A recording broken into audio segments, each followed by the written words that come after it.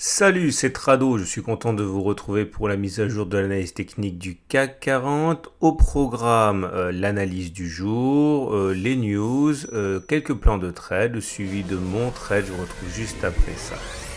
Et vous ne rêvez pas, on a bien 2,43% en négatif au compteur et on s'en sort pas trop mal finalement puisque au pire de la séance, on a même abandonné 4%. Ok, ça faisait longtemps que ce n'était pas arrivé, mais on termine finalement sur une note qui est presque douce avec 2,4%, je l'ai dit, en négatif.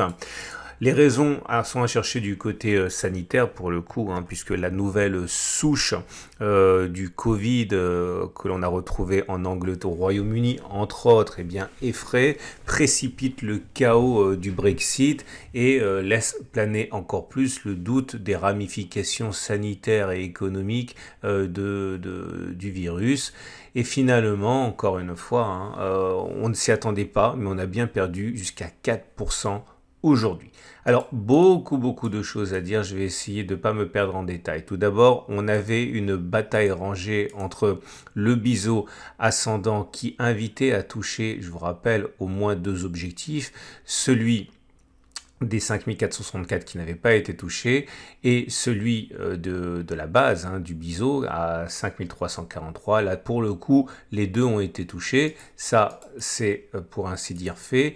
Et on avait également en lice le tout nouveau biseau d'élargissement ou figure d'élargissement qui invitait à considérer une sortie par le haut. Là, pour le coup, celui-ci n'aura pas fonctionné. Je fais ça pour nettoyer un petit peu mon graphe parce que sinon, on ne s'y retrouve plus. On a également du coup eu l'opportunité d'aller chercher le fameux point que je voulais qu'on aille chercher pour pouvoir rentrer à la hausse, hein. C'est celui des 5343 ici, hein. Donc je reviendrai sur ça un petit peu plus tard. Donc j'ai acheté précisément ici, enfin j'ai été déclenché sur ce point là. Du coup, pendant que l'on crée cette séance assez apocalyptique, on a ouvert un gap. Je vais le faire figurer maintenant, qu'on y voit un petit peu plus clair. Ce gap est compris entre 5518 et 5420. On ne peut pas savoir sa nature pour l'instant. Ce qui est sûr, c'est qu'il peut potentiellement s'agir d'un gap de rupture, c'est-à-dire un gap qui apparaît et inverse, met fin à la tendance en cours. La tendance en cours, elle était haussière, puis avec latéralisation. Donc si on considère que la précédente tendance était celle d'une latéralisation. S'il s'agit d'un gap de rupture, il mettrait donc fin à cette latéralisation et engagerait une période de baisse. Pourquoi pas, ça se trade. Ou alors, il s'agit d'un gap commun destiné à être comblé très rapidement, en tout cas en moins d'une semaine. On verra aussi, on verra sur ça un petit peu plus tard. On a également, et là je suis super content par rapport à ça, parce que ça coïnciderait bien avec mon scénario rêvé, une potentielle vague de Wolf ici, vous voyez, mais j'y reviendrai demain lorsqu'elle sera activée. Elle n'a pas encore été activée. L'idée, c'est que nous avons ici le point 1, le point 2, le point 3, le point 4, le point 5. Mais pour activer, il faut qu'on repasse de l'autre côté. Donc pour l'instant, ce n'est pas activé. Mais j'en parle maintenant simplement pour vous prévenir de ce qui pourrait arriver demain. Et puis, voilà. Enfin, les Fibonacci tels qu'on les a backtestés il y a 2 semaines. Souvenez-vous, enfin si vous êtes nouveau sur le site, vous s'en souvenez pas, mais on avait la possibilité, et on l'a backtesté, de tracer des Fibonacci depuis l'impulsion du 29 octobre qui nous a amené à prendre quasiment, enfin plus de 20%. Et j'avais expliqué à moult reprises que si on utilisait cette façon de tracer les Fibonacci, eh bien on n'avait pas encore à aucun moment retracé significativement, et ça y est, c'est fait. On est venu chercher les 23,6%, c'est-à-dire qu'on a grignoté 23,6% de toute la hausse à laquelle on avait assisté. Alors je vous rappelle que dans le cadre du backtest, et ça sera important pour mon plan de trading, je vous ai montré qu'on avait plus tendance dans des conditions similaires à aller chercher les 38,2% que de s'arrêter sur les 23,6%. Autrement dit, ça, c'est plus fréquent que ça. Ok, on reviendra sur ça un petit peu plus tard, mais ça a déjà son importance. Notez que les Fibonacci ont joué leur rôle et c'est bien comme ça. Ça nous amène donc au chandelier du jour. Le chandelier du jour est un magnifique spécimen de doji, c'est-à-dire un corps avec un corps, enfin une bougie avec un corps quasiment inexistant ou inexistant, qui montre une très forte amplitude pendant la séance et finalement une clôture qui est sur le niveau d'ouverture. C'est très intéressant, c'est un signe d'indécision et un signe d'éventuelle pré-hausse lorsque ça apparaît sur un support comme c'est le cas ici. Ce qui maintenant nous permet d'envisager les moyennes mobiles. Alors, la moyenne mobile à 20 jours, et attention, regardez, hein, elle commence à être descendante, on est en dessous, donc la tendance générale commence à devenir baissière. La moyenne mobile à 7 jours, alors ça c'est pas neuf, hein. Elle nous avait prévenu, hein, on a vu un croisement baissier fort, on n'a pas testé plein de choses par rapport à ça la semaine dernière lorsque c'est arrivé. En ce sens, la baisse du jour n'est pas surprenante, donc là voilà, c'est baissier à court terme. Attention, la moyenne mobile à 50 jours est toujours ascendante, on est au-dessus, donc la tendance de fond est toujours haussière, et la tendance de long terme sur cette unité de temps est haussière aussi, puisque vous voyez la M200 est ascendante. On met les bandes de Bollinger parce que ça va nous intéresser pour la suite, et on voit, attention, non seulement un T1, c'est-à-dire une clôture en dessous de la Bollinger inférieure. On avait expliqué ça aussi, hein, que ça congestionnait, ça rétrécissait et on savait que ça allait être explosif dans un sens ou dans l'autre. Ben voilà, ça a été dans le sens de la baisse. Et du coup, je suis content de vous proposer une fois de plus un de mes setups préférés. C'est celui du setup Tradobull. Alors, regardez ce que c'est. C'est lorsqu'il y a une bougie entière, j'ai bien dit entière, mèche incluse, en dessous de la Bollinger inférieure et qui ne touche pas la Bollinger inférieure. Ok. Alors, on a déjà backtesté ça plusieurs fois avec vous. Aujourd'hui, j'ai décidé de backtester autre chose, tout aussi intéressant, j'espère, pour vous, applicable aux actions, aux indices, aux cryptos, à ce que vous voulez, à condition que vous fassiez l'effort de backtester pour voir si ça fonctionne aussi. En tout cas, ça fonctionne sur le CAC 40 et je vais vous expliquer ce qu'il en est.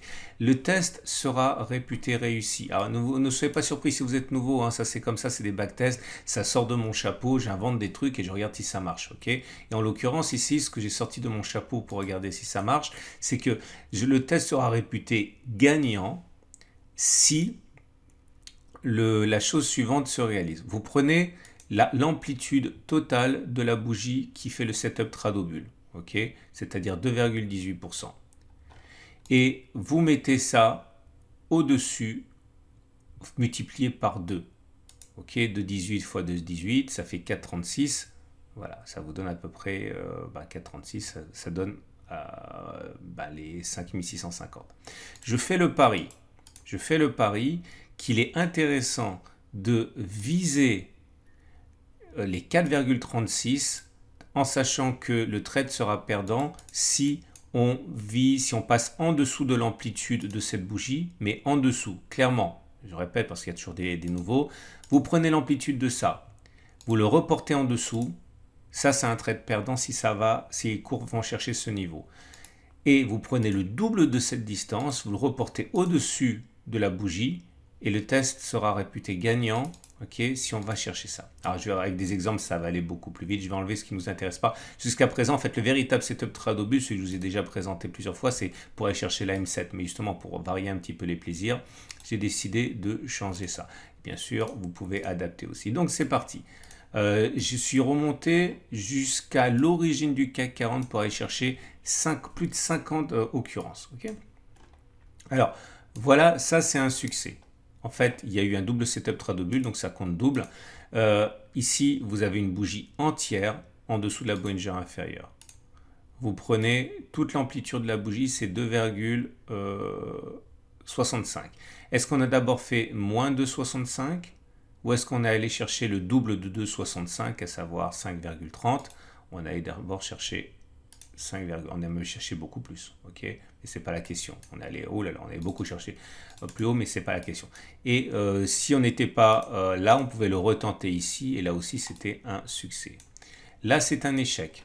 Regardez, je le développe une dernière fois, puis après ça ira plus vite. L'amplitude de la bougie, c'est 1,20. 1,10. Est-ce qu'on a d'abord fait moins 1,10 ou on a fait d'abord plus 2,20 reporté? Est-ce qu'on a fait plus 2,20? Absolument, on a même fait plus 3. Mais entre-temps, on est allé faire l'amplitude de la bougie 1,10 en dessous. Donc en fait, c'est un trade qui est perdant. Bon, maintenant que vous avez compris, c'est parti pour le backtest. Donc on est à 2 succès, un échec, encore un échec, encore un échec, un succès, 2 succès, un échec, un succès, un échec. Je vais faire vite comme ça. Un échec, un deuxième échec, un succès, encore un succès,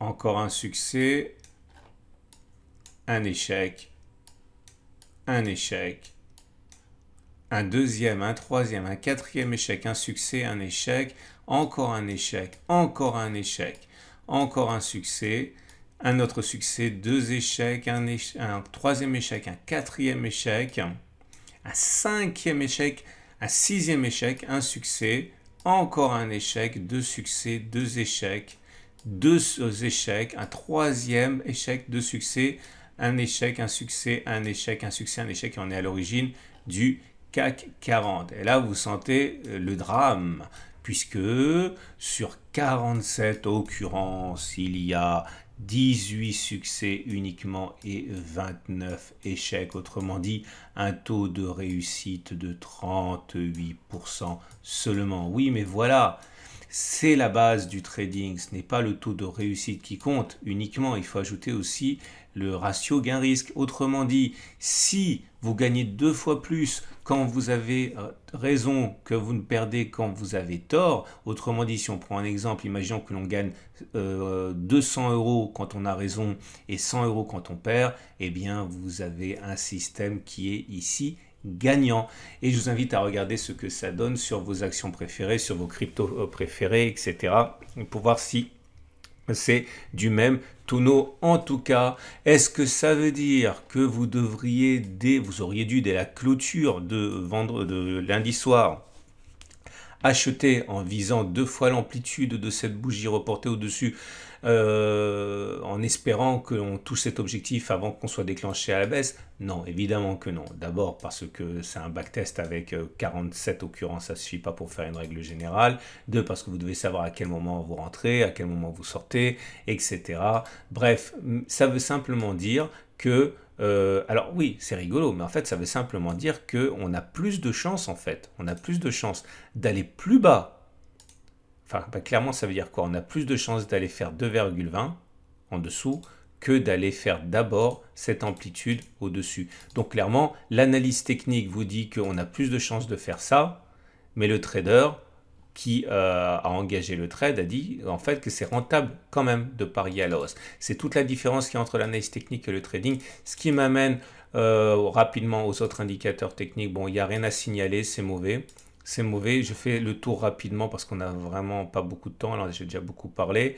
Nouveau signal baissier avec le CAC qui sort de sa zone de surachat, stochastique qui croit son signal à la baisse, MACD0 qui croit son signal à la baisse, momentum qui RSI qui bascule en dessous de 50, bon c'est très mauvais. De toute manière, il ne fallait pas s'attendre qu'une baisse de 2,5% laisse les indicateurs techniques de marbre, hein. C'est pas comme ça que ça se passe. Et on termine donc avec l'Ishimoku. Et l'Ishimoku nous dit que eh bien c'est pas très bon ce qui se passe, hein. C'est pas gravissime, mais ce n'est pas bon. Et ce n'est pas bon parce que nous avons, première chose ici, la Tenkan qui est baissière avec les cours en dessous, notamment la court terme est baissière. On a la Kijun qui est baissière, les cours en dessous, donc on a la tendance générale qui est baissière. Heureusement, la tendance de fond avec le nuage est toujours haussière, mais bon, c'est pas joli, hein. Le croisement Tenkan Kijun, j'en ai beaucoup parlé de ça, c'est un faux signal en fait, hein. Beaucoup de traders qui débutent l'analyse technique pensent que ça veut dire qu'il faut spéculer à la baisse. Non, c'est pas aussi simple que ça. Donc simplement retenez que c'est pas une bonne chose, mais c'est pas un signal valable pour autant. Ce qui nous amène donc au trade du jour. Alors je suis content là aussi parce que ça fait combien de temps, je sais pas, que j'attends pour rentrer ici. Alors attention, voilà ce que je vais faire. Je suis désolé si vous débutez, vous allez avoir mal à la tête, mais j'ai pas le choix, je dois expliquer. J'avais expliqué que j'entrais ici, ok? Mais en même temps, on a backtesté et on a vu que Attention, écoutez bien, c'est un secret que je vous livre ici. Enfin, c'est un secret, c'est pas un secret, c'est une fabrication maison. On sait très bien qu'il est probable, plausible, que l'on aille davantage sur le niveau de retracement de Fibonacci, 38,2%. Alors voilà ce que j'ai fait. Le problème, c'est que si j'achetais maintenant, je m'exposais à ce que statistiquement, on aille chercher ce niveau-là. Ok, donc ça veut dire que je voulais me protéger de ça. Donc je mettais mon stop, on va dire, allez, à 4,10%, 4,2% pour prévoir l'âge. Le problème, c'est que mon objectif étant d'aller viser la résistance journalière, on est à 4,4, 4,5. Le ratio gain-risque, il est supérieur à 1, donc c'est bon, dans le sens des probabilités, donc c'est bon, mais pas génial quand même. Donc voilà ce que j'ai fait. Écoutez bien si vous débutez. Au lieu d'acheter, parce que j'ai acheté, ça vous l'avez compris, au lieu, et je risque à chaque fois 0,5% de mon capital sur mes trades, donc pas énormément, je ne prends pas beaucoup de risques. Donc ce que j'ai fait, c'est qu'au lieu d'investir tout ce que j'avais prévu d'investir sur ce trade-là, j'ai fait la chose suivante, j'ai divisé en deux, j'ai pris 0,25% de risque, c'est-à-dire que j'ai mis mon stop ici, on va prendre des chiffres ronds. Au lieu d'investir 100, j'ai investi 50 avec un stop loss qui me fait risquer 0,25% de mon capital et je prendrai le reste de ma position si on va chercher 38,2% avec le même stop loss, ce qui me permet d'avoir globalement un risque de 0,5% de mon capital, mais un ratio gain-risque beaucoup plus intéressant. Voilà ce que je pouvais dire. J'espère que vous comprendrez l'intérêt de ce que je viens de vous expliquer. Je vous souhaite une excellente journée. Je vous dis que vous pouvez toujours bien sûr commenter mes vidéos. Ça fait toujours plaisir et c'est bon pour mon référencement de mettre des petits plus dessus. Donc n'hésitez pas à mettre des petits plus.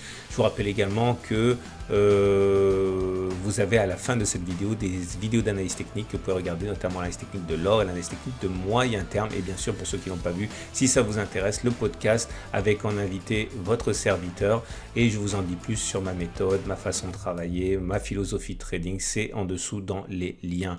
À demain pour la mise à jour.